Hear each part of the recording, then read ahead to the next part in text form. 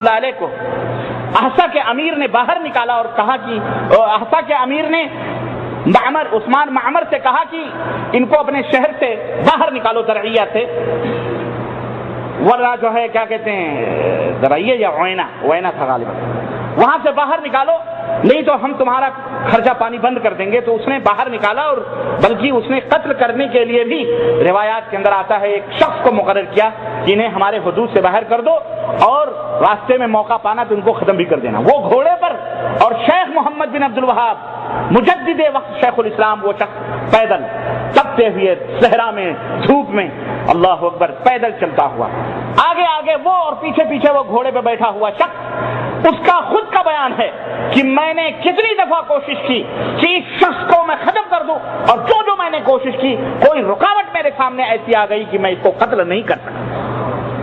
یا اللہ رب العزت ہے، اللہ رب العزت۔ میرے وکیل نے سپریم کورٹ سے آیا تھا، اس نے بتایا کہ سر آپ بامبے میں رہتے ہوئے آپ بچ کیسے گئے؟ میں نے کہا کیوں؟ بولے 8 مہینے بھگوان، ہندو تھا بیچارہ، اس نے کہا 8 مہینے بھگوان نے آپ کی رکشا کی ہے، ورنہ آپ کے سر کی تو سپاری دی گئی ہے کہ اس شخص کو ختم کر دیا جائے۔ کس نے دی؟ غیر مسلموں نے نہیں، ہندوؤں کافروں نے نہیں، یہ ہمارے کلمہ پڑھنے والے میٹھے میٹھے بھائیوں نے۔ اللہ انہیں ہدایت عطا فرمائے، بولو آمین۔ اے اللہ انہیں ہدایت عطا فرما دے، اے اللہ یہ بھولے بھالے لوگ ہیں، یہ ہمیں ختم کرنے کے چکر میں ہم ان کی زندگی کی دعا دیتے ہیں، یہی تو فرق ہے۔ علامہ احسان الہی ظہیر رحمۃ اللہ علیہ پاکستان میں کہا کرتے تھے، لوگوں تم کیوں ملول خاطر ہوتے ہو، تم کیوں غمزدہ ہوتے ہو؟ یاروں نے بتلا دیا ہے کہ کس کی سنت میں گالیاں دینا ہے اور کس کی سنت میں گالیاں سن کر دعائیں دینا ہے، یہی تو فرق ہوتا ہے۔ اللہ ان بھولے بھالے بیچارے عوام کو ہدایت عطا فرمائے، جن کو ان مولویوں نے ان مرغے اور مسلم دبا کر اور زاربندے ڈھیلی کر کے کھانے والوں کو اللہ انہیں ہدایت عطا فرمائے اور انہیں گمراہ کرنے والوں کو اللہ ذلیل و رسوا فرمائے۔ اور میں آپ حضرات سے، جو بھی بھائی بیٹھے آپ سے میں درخواست کروں گا، یارو تمہاری قبر میں کوئی جانے والا نہیں ہے، رب کعبہ کی قسم ہے تم اکیلے آئے ہو اور اکیلے اللہ کے ہاں جانا ہے۔ اس لیے کسی مولوی، کسی پیر پگاڑے اور کسی صوفی اور کسی فلانی یا کسی ڈھکانی کا آپ اس دنیا کے اندر کوئی کہے دامن پکڑ لو، فلانا کر لو، ڈھکانا کر لو، کوئی فائدہ نہیں ہے۔ یاد رکھو رب کی قسم ہے، جب تک تمہارے ہاتھوں میں پیغمبر اسلام حضرت محمد الرسول اللہ صلی اللہ علیہ وسلم کا سچا اور پکا دامن نہیں آئے گا، وہ دامن احادیث، کوئی عذر اللہ تعالیٰ کے ہاں قابل قبول نہیں۔ اور سنو یہیں ایک بات اور بتاتا ہوں پھر آگے میں بڑھتا ہوں کہ تم کہیں بھی رہنا جھوٹ نہ بولو، سجن رے جھوٹ مت بولو، سجن رے جھوٹ مت بولو، خدا کے پاس جانا ہے، وہاں گھوڑا ہے نہ گاڑی ہے نہ اکا ہے، وہاں تنہا ہی جانا ہے۔ سجن رے جھوٹ مت بولو، جھوٹ نہ بولو۔ تم جھوٹ بول کر کے کسی آدمی کی عزت و آبرو کو خراب کر سکتے ہو، کسی آدمی کو اذیتیں پہنچا سکتے ہو، دے سکتے ہو۔ یاد رکھو اللہ تعالیٰ دیکھ رہا ہے۔ تم چلو اپنے آپ کو کچھ بھی کسی بھی مذہب کے کہہ لو، ہمارا مذہب تھا، کوئی بھی مذہب جھوٹ بولنے کو کا حکم، چاہے وہ کوئی بھی مذہب ہو۔ خود مسلمانوں میں جو 73 فرقے ہیں، ان 73 فرقوں میں بھی کسی نے بھی جھوٹ بولنا، لیکن افسوس تو اس بات کا ہے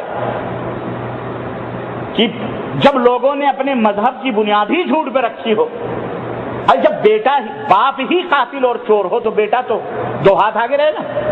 کسی بستی میں ایک آدمی تھا، کفن چور سے مشہور تھا، لوگ دفناتے میت کو، وہ میت کو ننگا کر کے آ جاتا، قبر کھود کے نیا کفن نکال کر کے لے آتا۔ پوری بستی کے لوگ پریشان تھے، یار یہ عجیب و غریب آدمی ایک دن بھی ہماری میت کو صحیح سلامت نہیں رکھنے دیتا، مردود، یہ رات کو جا کر کے کفن چوری کر لیتا ہے۔ بڑے پریشان تھے لوگ، بڑے پریشان، کیا کریں؟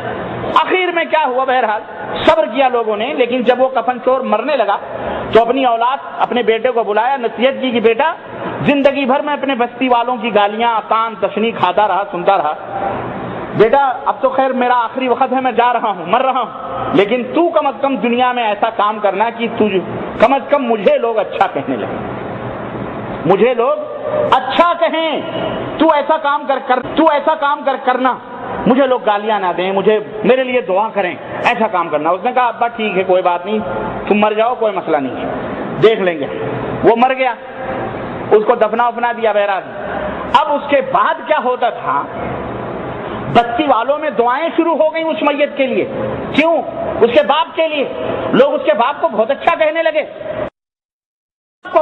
وجہ یہ باپ تو کفن ہی چوری کرتا تھا نا، یہ بیٹا کیا کرتا تھا، جب لوگ مردے کو سلا کے چلے آتے تھے دفنا کر، یہ رات کو جاتا قبر کھود کر پورا مردہ اٹھا کے لا کے دروازے پہ رکھ دیتا، پورا مردہ لا کے کھڑا کر دیتا تھا۔ اب لوگ جب صبح دروازہ کھولتے تو مردہ ان کے اوپر۔ لوگوں نے کہا اوفو، اس کا باپ بیچارہ کتنا اچھا تھا، اس کا باپ ہی اچھا تھا جو کم از کم کفن ہی چوری کرتا تھا، اس کا بیٹا تو اتنا خبیث نکلا کہ یہ پورا مردہ ہی لا کے کھڑا کر دیتا۔ اب جب اس نے یہ دعائیں سنی تو باپ کی قبر پہ گیا، کہا ابا خوش ہو جاؤ، لوگ تمہیں بڑی دعائیں دے رہے ہیں۔ تو ایسے نہ بنو، ایسے نہ بنو۔ لیکن ایسا لوگ کرتے ہیں کہ جب مولوی ہی جھوٹ بولتا ہو تو مولوی پیر ہی جھوٹ بولتا تو اس کے مرید تو اس کو بہت بڑا نیکی کا کام سمجھیں گے۔ مثلا آپ کو سمجھا دیا گیا وہابی ہیں، ان سے بات نہیں کرنا، ہاں یہ کافر ہیں، یہ جو ہے بدعقیدہ ہیں، یہ رسول کو گالیاں دیتے ہیں، یہ اولیاء کو نہیں مانتے، یہ اماموں کو نہیں مانتے، یہ فلاں، آپ کو سکھا دیں گے۔ اب سکھا دیا، اب آپ تو حضرت نے فرمایا ہے یہ داڑیاں ہیں، یہ پگڑ ہیں، اب آپ تو آمنا صدقنا خلاص۔ تو آپ جہاں بھی دیکھو گے کہو وہابی ہے۔ آدمی کو برا کہنے کے لیے یہی کافی ہے کہ اس کو کہہ دو کہ وہابی ہے۔ ہمارے ملکوں کے اندر کا یہ حال ہے، ہمارے ملکوں کے اندر۔ تو جہاں یہ پٹیاں پڑھائی جا رہی ہوں وہاں آدمی کو ہدایت کیسے ملے گی؟ ہم تو کہتے ہیں سب کی سنو، سب کی سنو، سب کے جلسوں میں شریک ہو، سب کی تقریروں میں جاؤ، سب کی محفلوں میں شریک ہو، لیکن یارو اپنے دماغ کو کھلا رکھو۔ جو انسان رب کے قرآن کی بات کرے اور حضرت محمد الرسول اللہ صلی اللہ علیہ وسلم کے خالص حدیث کی، صحیح احادیث کی بات کرے، وہی باتیں سراخوں پہ لے لو اور باقی باتیں اٹھا کر کے اس کے حوالے کرو۔ نہ ہم تمہاری قبر میں جائیں گے، نہ اور کوئی جائے گا، نہ ہم تمہیں کہتے ہیں وہابی بنو، فلانی بنو، ڈھکانی بنو۔ ہم محمد الرسول اللہ صلی اللہ علیہ وسلم کی امت لوگ ہیں، ہمیں حضرت محمد الرسول اللہ صلی اللہ علیہ وسلم کی امت میں رہتے ہوئے ان کے صحابہ کے نقش قدم پر ائمہ کرام، ائمہ اہل السنہ والجماعہ، حضرت امام ابو حنیفہ، حضرت امام شافعی، حضرت امام مالک، حضرت امام احمد بن حنبل، حضرت امام بخاری، حضرت امام ترمذی، حضرت امام ابو داؤد، حضرت نسائی، ان سب کے نقش قدم پر چلو۔ یہی ایمان، ان کے ایمان اور عقیدے کے مطابق اپنا ایمان اور عقیدہ بناؤ۔ ہمارا پیغام، ہماری دعوت یہ ہے۔ یہ جو 14 صدی کے حشرات الارض اور یہ جو ڈپلیکیٹ مولوی بنے پھر رہے ہیں، یہ سب وہی ہیں کہ ایک نے جھوٹ بولا تو دوسرا، دوسرے نے تیسرا، یہ وہی ہیں جو اس کفن چور اور اس بیٹے کا مسئلہ ہے، وہ کفن چور تو کفن ہی چوری کرتا تھا تو مردہ ہی کھڑا کر دے رہا ہے۔ آج حالات یہی ہیں۔ ایسے حالات میں، ایسے سچویشن میں آپ کو دماغ کو کھلا رکھنا پڑے گا، سوچنا پڑے گا۔ میرے عزیزوں، میرے دوستوں، کوئی عذر اللہ تعالیٰ کے ہاں وَأَنَّ هَذَا صِرَاطِي مُسْتَقِيمًا فَاتَّبِعُوهُ وَلَا تَتَّبِعُوا السُّبُلَ، اللہ نے فرما دیا ہے یہ میری سیدھی راہ ہے، اے لوگوں اسی سیدھی راہ پہ چلو، اتباع کرو اس کی، اور دیگر جو سبل ہیں، سبیلیں ہیں، راستے ہیں، ان کے پیچھے پیچھے نہ چلو، ان کی پیروی نہ کرو۔ کیوں؟ فَتَفَرَّقَ بِكُمْ عَنْ سَبِيلِهِ، کیونکہ یہ جو دائیں بائیں ہیں پگڈنڈیاں، یہ تمہیں صراط مستقیم سے ہٹا دیں گی، بھٹکا دیں گی، ادھر ادھر کے۔ ذَلِكُمْ وَصَّاكُمْ بِهِ اللَّهُ، یہی وہ وصیت ہے جو اللہ تمہیں کرنا چاہتا ہے۔